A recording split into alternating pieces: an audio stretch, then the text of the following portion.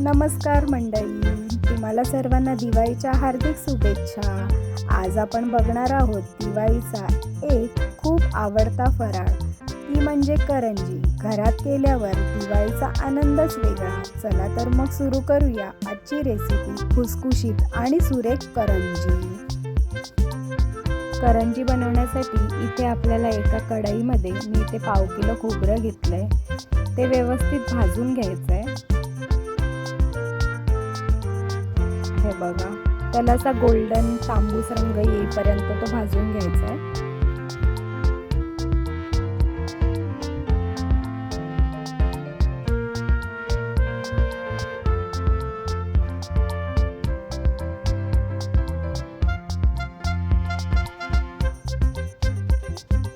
हे बघा, अशा प्रकारे गोल्डन रंग येईपर्यंत आपल्याला भाजून घ्यायचा आणि मग तो काढायचा आहे.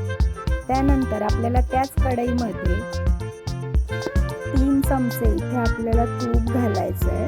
नंतर त्यामध्ये 1 वाटी रवा घालायचा आहे आणि तो व्यवस्थित भाजून घ्यायचा आहे. गोल्डन रंग येईपर्यंत त्याला भाजून घ्यायचं आहे आपल्याला.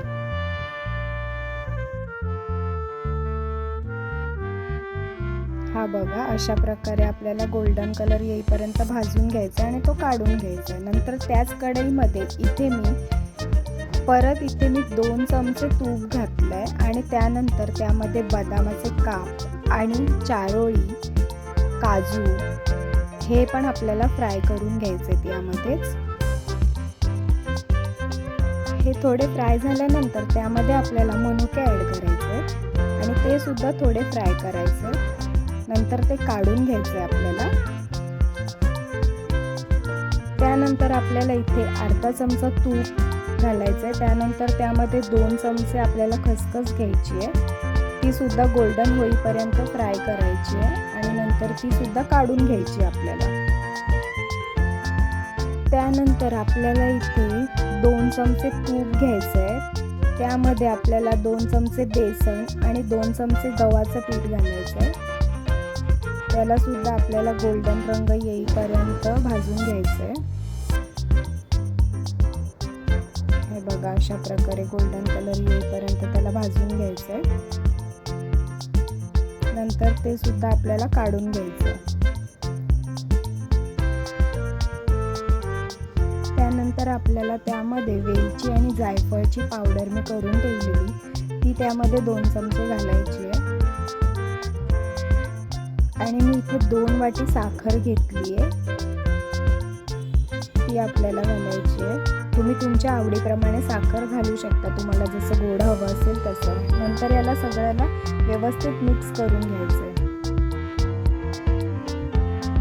मिक्स झाल्यानंतर ते थोडं थंड व्हायला ठेवून द्यायचं आहे. तोपर्यंत इथे मी एक बाउलमध्ये 1 वाटी रवा आणि 2 वाटी इथे मी मैदा घेतला. नंतर त्यामध्ये मी चिमूटभर मीठ घातलंय. नंतर त्यामध्ये मी 2 चमचे तूप गरम करून घातले आणि ते पण व्यवस्थित मिक्स करून घ्यायचंय. बघा, अशा प्रकारे हाताने मिक्स करायचं आणि थोडं थोडं पाणी त्यात ॲड करून आपल्याला पीठ मळून घ्यायचंय. पीठ खूप घट्ट नाही मळायचंय, कारण त्यामध्ये आपण रवा टाकलाय ना,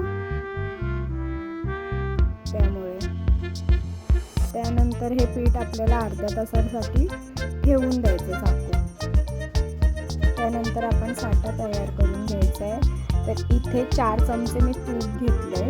तूप आपल्याला वितळवून घ्यायचं आहे. त्यानंतर त्यामध्ये मी 2 चमचे कॉर्नफ्लॉवर पावडर टाकलंय आणि 1 चमचा आपल्याला कस्टर्ड पावडर टाकायची. कस्टर्ड पावडर टाकल्याने ना करंजीला लेअर खूप छान येतात.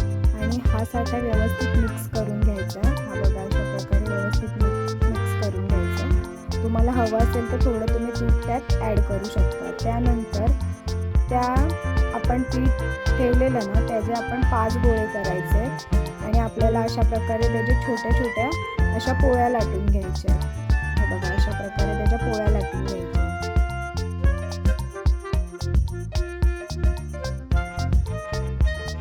अशी पोळी लाटून झाल्यावरती आपल्याला आपण जो साठा तयार केलेला ना, तो आपल्याला याच्यावरती लावून घ्यायचा आहे आणि थोडासा मैदा त्यावरती टाकून घ्यायचा आहे. मग परत दुसरी पोळी त्यावरती टाकायची आहे आणि परत तो साठा लावून घ्यायचा आणि परत पीठ टाकायचं, परत तिसरी पोळी. अशी प्रोसेस आपल्याला 5 वेळा करायची आहे. जी वरची 5वी पोळी आहे ना, तिच्यावरती आपल्याला पीठ टाकायची गरज नाही. मग नंतर असा हा रोल रोल रोल करत यायचा आहे पुढे पुढे. हे बघा अशा प्रकारे असा घट्ट रोल तयार करायचा आणि मग तो थोडा रोल आपल्याला हातानेच अशा प्रकारे करून घ्यायचा आणि साईडून दुमडून घ्यायचा. त्यानंतर त्याचे असे छोटे छोटे कट करून घ्यायचे.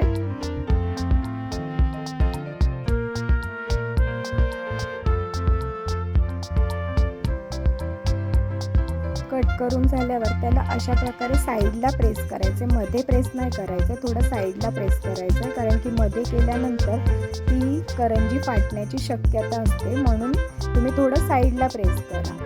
त्यानंतर अशी पोळी लाटून घ्यायची आणि त्यानंतर त्यामध्ये आपल्याला सारण भरायचं आहे आणि साईडला दूध लावून ती पोळी फोल्ड करून घ्यायची आहे.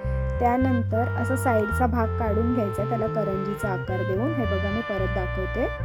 अशा प्रकारे सारण भरायचं आहे, दूध लावायचं आहे,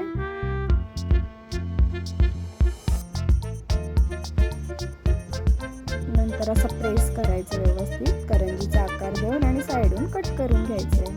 त्यानंतर इथे मी तेल गरम करायला ठेवलेलं. त्यानंतर या तेलात अशा एक एक सोडून घ्यायच्या आणि दोन्ही साईडून व्यवस्थित फ्राय करून घ्यायच्या आहेत. त्या तळून झाल्यावरती आपल्याला अशा काढून घ्यायच्या. असा गोल्डन रंग येईपर्यंतच त्यांना ठेवायचं. हे बघा अशा प्रकारे बघा कशी लेअर आलेत. हे बघा अशा प्रकारे आपली लेअरची करंजी तयार होते.